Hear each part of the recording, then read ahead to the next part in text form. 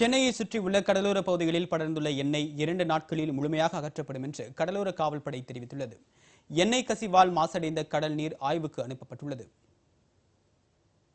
சென்னை எண்ணூர் துறைமுகம் அருகே இரு கப்பல்கள் மோதிக்கொண்டதால் அதில் இருந்த எண்ணெய் கொட்டி எண்ணூர், மெரினா, எலியட்ஸ் கடற்கரை ஓரத்தில் படலமாக மிதக்கிறது.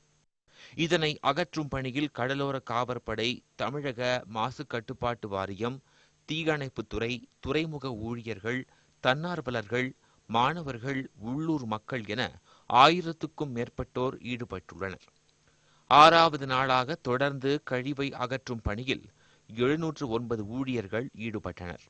கழிவை அகற்றும் பணியில் கடலோர காவல் படையின் ICGS வராத் கப்பலும் ஹெலிகாப்டரும் ஈடுபடுத்தப்பட்டன.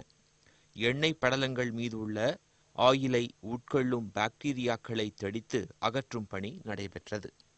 இதுவரை 170 டன் அளவுக்கு எண்ணெய் கழிவுகள் அகற்றப்பட்டுவிட்டன என்றும், எண்ணூர் துறைமுகத்தில் இருந்து 12 கிலோமீட்டர் வரை கடற்கரையில் இருக்கும் எண்ணெய் 2 நாட்களில் அகற்றப்படும் என்றும் கடலோர காவல்படை IG ராஜன் பர்கோத்ரா தெரிவித்தார்.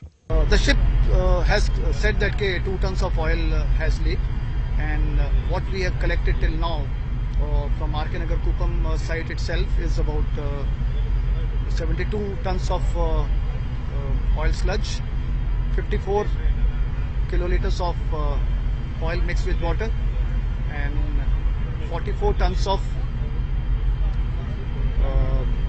tar balls mixed with sand.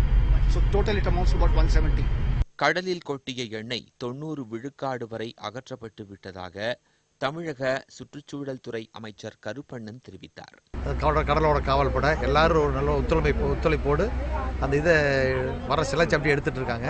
Maximum ஒரு பார்த்தா 90% முடிஞ்சிருச்சு. இன்னொரு 10% இருக்கு. அது இன்னும் ஒரு நாள் முடிஞ்சிடும்னு சொல்றாங்க. கடலில் விபத்து ஏற்படுத்திய கப்பல் நிறுவனங்களிடம் இருந்து மீனவர்களுக்கு இடைக்கால நிவாரணம் பெற்றுத்தர நடவடிக்கை எடுக்கப்படும் என்று மீன்வளத்துறை அமைச்சர் ஜெயக்குமார் கூறினார்.